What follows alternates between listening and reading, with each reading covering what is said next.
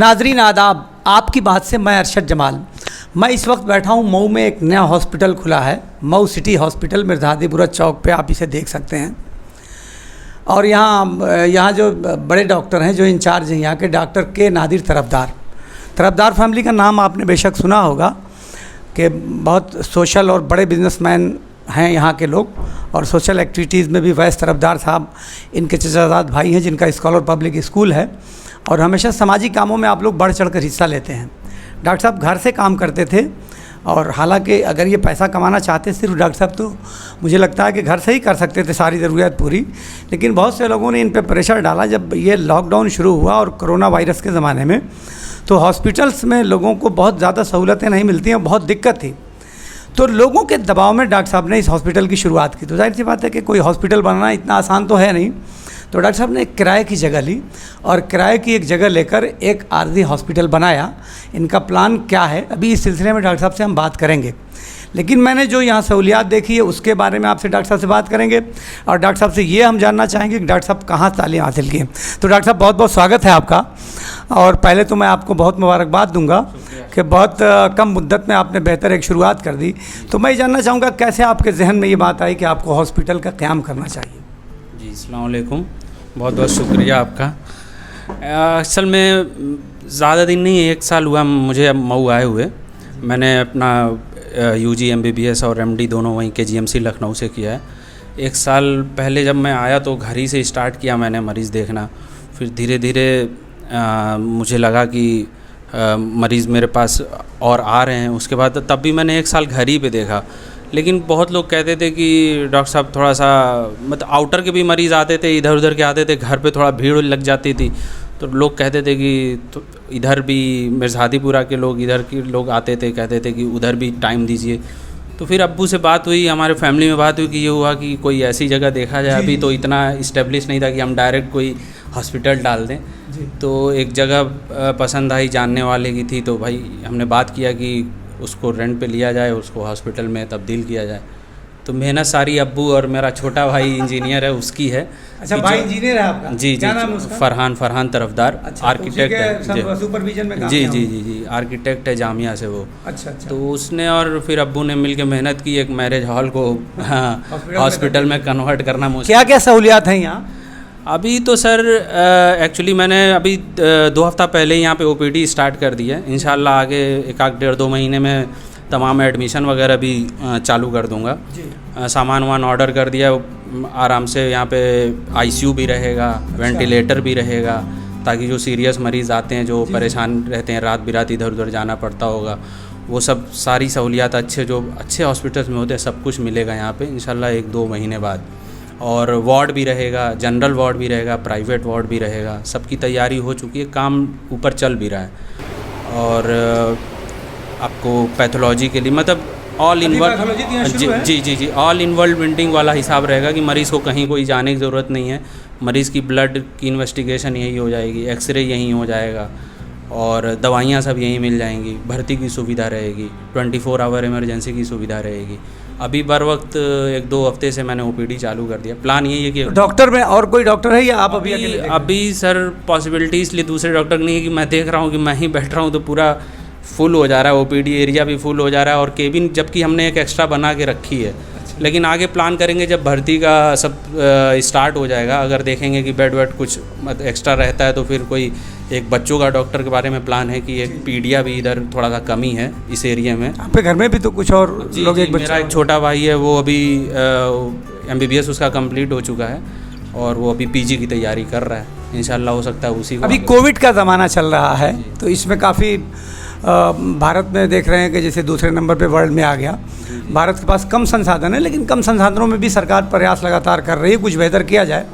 तो उससे बचाव के लिए आपने यहाँ क्या उपाय किए? जी, बहुत अच्छा सवाल है। इसमें मुझे तो नहीं लगा था कि, क्योंकि ये तो सबको प्रिकॉशन लेना चाहिए, मुझे लगा था कि नए हॉस्पिटल्स में मेरे को अभी डालूँगा तो क्लिनिक डालने पे मेरे को दिक्कत होगी, लेकिन काफ़ी लोगों ने हेल्प किया। और हम लोग का IMA का ग्रुप भी है, डॉक्टर सारे सीनियर हैं, संजय सर उसके अभी हैं चेयरपर्सन हैं, तो उन सबसे बात होती रही, मेरे को भी हेल्प किया सीनियर लोगों ने। तो यहाँ पे ऐसा रखा है मैंने, बहुत अच्छा है। आपने देखा होगा गेट पे एक बंदा जो गेट कीपर है सैनिटाइज़र लेकर, कोई आदमी अंदर आता है चाहे वो लेडीज़ हो जेंट्स हो, सबका हैंड सैनिटाइज होगा। और जगह जगह आपने देखा होगा टेबल पे भी जहाँ बीपी नापता है वहाँ भी सैनिटाइज़र होगा, बीपी नापने के बाद भी। और बाहर मेरे गेट के बाहर लिखा है विदाउट मास्क एंट्री नहीं है। और मैंने देखी ये टेबल पे भी शील्ड लगा रखा है ताकि इससे भी थोड़ा सा डिस्टेंसिंग बनी रहे। यही सब है। देखिए बीमारी कोविड एक्चुअली यही है ना कि माइल्ड है, डेथ रेट आपको पता ही है कितना, वो अब तो 1.7% से भी नीचे जा चुका है। बचाव ही इसका सबसे अच्छा। अभी वैक्सीन का कब आएगा कब नहीं आएगा इसका कोई ठिकाना भी नहीं है। तो सबसे बेस्ट है कि आप सोशल डिस्टेंसिंग, मास्क। अब तो ये एक टैगलाइन बन के आ रही है कि आपकी मास्क ही आपकी वैक्सीन है। अगर आप मास्क पहन के रहें, हाथ, ये सोर्स आपका हाथ है बस, ये, इसके अलावा कुछ नहीं। लोग पहले कह रहे थे कि एयर ट्रांसफ़र ये सब, ऐसा कुछ नहीं है। एयर ट्रांसफ़र अगर होता तो पूरी दुनिया का 50% लोग अभी इन्फेक्ट हो चुके होते। मतलब दूसरे के हाथ से आपको बस पॉजिटिव नहीं हो सकते, आप अपने ही हाथ से होंगे। बस ये आपका सोर्स आपका हैंड है। अगर आप इसको कंट्रोल में रखें, इसको सैनिटाइज करते रहें और इसको बार बार नाक को छूने के और ये सब कर, बस आप इससे ज़्यादा इससे डरने की कोई ज़रूरत नहीं है। सैनिटाइज़र रखें घर में, सोशल डिस्टेंसिंग रखें, बाहर भीड़ में जाएं तो ज़रूर मास्क लगा लें, घर में रहें मास्क की कोई ज़रूरत नहीं है। हॉस्पिटल चूँकि यहाँ पे तो ज़रूरी है। नहीं, यहाँ मैंने ये देखा कि लोग सोशल डिस्टेंसिंग का भी ख्याल रखा गया, लोग बैठे हुए हैं तो दूरी बना के रखे हुए हैं। और एंट्रेंस पे भी मैंने देखा कि सैनिटाइज़र रखा हुआ है और आपके लोग चेक कर रहे हैं कि वहाँ मास्क लगा के लोग आ रहे हैं कि नहीं आ रहे हैं। फिर यहाँ एक आदमी बैठा है जो बीपी चेक कर रहा है। तो सब बड़ा सिस्टमेटिक मुझे लगा कि जो बड़े बड़े अस्पतालों में जो सिस्टम नहीं होता है वो छोटी सी एक जगह बना के आपने सारे सिस्टम को अडॉप्ट करने की कोशिश की है। तो इससे लगता है कि आपके हौसले बुलंद हैं। तो आगे क्या मंशा है? क्या मेडिकल की फील्ड में आप कुछ खिदमत के जज्बे से भी काम करना चाहते हैं या पैसा कमाना ही मंशा है? नहीं सर, ये तो क्वेश्चन ऐसा ही है कि अभी समझ लीजिए कि मुझे तो अनएक्सपेक्टेड रिजल्ट मिला है मऊ से। जैसे आपने देखा होगा और भी आप इंटरव्यू लेते होंगे डॉक्टर से, 2-2, 3-3 साल लग जाता है लोगों को पेशेंट, हाँ, कि किसी डॉक्टर को जानने या OPD कि पेशेंट आए। मेरे को बहुत बहुत प्यार मिला है यहाँ पे, बहुत कम टाइम में। अल्लाह ताला की मेहरबानी, लोगों की दुआ कि साल भर के अंदर ही मेरे पास इतने पेशेंट 100 के करीब OPD होने लगी मेरी। ये सब लोगों की दुआएं हैं, लोगों को फ़ायदा मिल रहा है तभी आ रहे हैं। और किंग जार्ज मेडिकल यूनिवर्सिटी इसी उत्तर प्रदेश का तो सबसे बेहतर मेडिकल कॉलेज माना जाता है। आपने वहीं से MBBS भी किया और आपने MD भी वहीं से किया। तो उसमें काम करने के दौरान आपने किन किन चीज़ों को ऐसा सीखा जिसके बारे में ये कहा जाए कि आप उन मरीज़ों का इलाज यहाँ कर सकते हैं? मतलब मेरे पूछने का ये है कि किस तरह के मरीज़ों को इलाज करने में आप खुद को सक्षम पाते हैं? जी, वहाँ पे आपको तो पता ही होगा, वो आधे UP का लोड KGMC ही उठाता है। और वहाँ पे हम लोग को JRC टाइम में जब MD हम लोग कर रहे थे तो रात भर की ड्यूटी लगती थी ट्रॉमा सेंटर में। वहाँ पे समझ लीजिए एक ही दिन में 200-200 मरीज़, रात में सिर्फ सीरियस मरीज़ आते थे। तो वही कह रहा हूँ, OPD मेरा लक्ष्य नहीं है। जो अभी मैं OPD 50-100 देख रहा हूँ, ये मेरा टारगेट ये एक्चुअली में नहीं है। मेरा टारगेट वही है जो मैंने आपको पहले बताया था कि ICU डालूँगा, वेंटिलेटर डालूँगा, वही सब चीज़ें जिसकी 4 साल 5 साल हमने वहाँ ज़बरदस्त प्रैक्टिस की। यानी एक रात में 200-200 सीरियस मरीज आ जाएं, 4 डॉक्टर मिल के वहाँ मैनेज करते थे और कोशिश यही करते थे कि उनको बचा लिया जाए, उनको ठीक कर दिया जाए, इलाज अच्छा बेहतर दे दिया जाए। वही हमारी टारगेट यहाँ रहेगी कि अभी 4 बेड से चालू किया, इंशाल्लाह जब जैसे आगे बढ़ेगा, इसको मान लीजिए जगह बदलने की ज़रूरत पड़ी आगे कभी, अभी और जब और मेहनत रंग लाएगी तो और बड़ा करेंगे। तो वही ICU वाला सेटअप रहे ताकि सीरियस मरीज़ भी जो रात बिरात की बनारस रिफ़र हो गए, रास्ते में बेचारे को कुछ हो गया, तो वो सब सुविधा, वेंटिलेटर सुविधा, जैसे ब्रेन हेमरेज वाले हो गए, फालिज वाले हो गए, अचानक हार्ट का दर्द उठा, हार्ट का अटैक आया, इस तरीके के जो सीरियस मरीज़ हैं जो तुरंत रिफ़र कर दिए जाते हैं। पॉइजनिंग केस है, सांप काट लिया किसी को, हम लोग ये सब बहुत मैनेज करते हैं। कुत्ता तो छोड़ दीजिए, सांप काटे हुए मरीज़ आपने ज़्यादा डेथ देखे होंगे। कुत्ता काटने में तो भाई ये है कि वैक्सीनेशन वगैरह है, सांप में कोई वैक्सीनेशन नहीं है। अगर आप इलाज नहीं कराएंगे तो डेथ होना है। बारे में बताइए कि सांप अगर किसी को काट लेता है, सांप अगर बहुत जहरीला है तो उसको कितनी देर में हॉस्पिटल पहुंच जाना चाहिए? देखिए हम लोगों के पास तो मतलब समझ लीजिए कि 24 घंटे बाद भी अगर आए हैं मरीज़, उसमें क्या करते हैं, एक टोटका है ना घरेलू, वहाँ बात दो, टाइट बात दो, ऐसा कुछ उससे होने वाला है नहीं। हमारे पास तो आते थे ट्रॉमा सेंटर में, अगर मतलब यूजुअली 12 घंटे के अंदर अगर आ जाते थे, मतलब तो जितना जल्दी आए, हाँ जितनी जल्दी आए, 12 आवर्स के अंदर अगर आए तो ASV, क्या लोगों को तो ASV, हाँ ASV बोलते हैं उसको, एंटी स्नेक वेनम आता है उसका। अभी वो सब जब भर्ती चालू हुई तो वो भी सब भी मैं रखवाऊँगा। कोई बात नहीं, कितना भी पॉइजनस स्नेक काटता है, अगर 12 आवर के अंदर कुछ टेस्ट होता है, क्लॉट टेस्ट बोलते हैं उसको, और भी कुछ टेस्ट हैं, उसमें 2 तरीके का सांप होता है, न्यूरोपैथिक, हीमोटॉक्सिक। जैसे एक में फालिज मार देता है, एक में ब्लड टूटने लगता है, वो सब हम लोग तुरंत 5 मिनट के अंदर पता लगा लेते हैं टेस्ट करके। तो उसको अगर न्यूरोपैथिक है, जैसे सांस वाँस रुक रही, तो उसको वेंटिलेटर पे डाल के बचाया जा सकता है।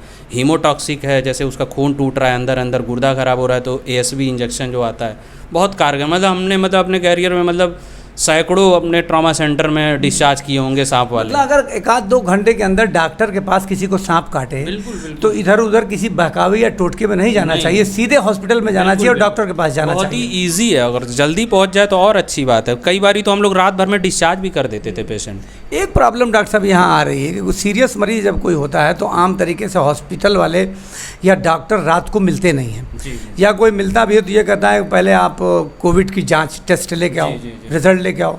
तो अब रात में कैसे टेस्ट होगा, इसका क्या उपाय है? देखिए सर, ये सब तो चूँकि क्वेश्चन ऐसा है ना कि ये एक ऐसा अभी पेंडेमिक आया जो इस तरीके से चल रहा है, इंशाल्लाह ये सब ख़त्म भी हो जाएगा, और ख़त्म हो भी नहीं भी हो जाएगा, अभी भी है। तो अभी भी बता दूं, जब मैं भर्ती चालूँगा तो यहाँ 24 आवर जब इमरजेंसी रहेगी तो आपको यहाँ पे 24 आवर डॉक्टर मिलेगा। मैं तो पूरा दिन रहूँगा ही। मतलब ये फर्स्ट एड तो कम से कम मिलेगी? बिल्कुल रहेगा, बिल्कुल रहेगा। 24 आवर 12 आवर पर डॉक्टर की ड्यूटी चेंज होगी। आपको कोई भी रात में आता है तो उसको, अगर हमारा केस नहीं है तो भी हम उसको कम से कम फर्स्ट क्लास जो होता है कि प्राइमरी उसको ट्रीटमेंट दिया जाएगा, फिर आगे देखा जाएगा कि उसको क्या करना है।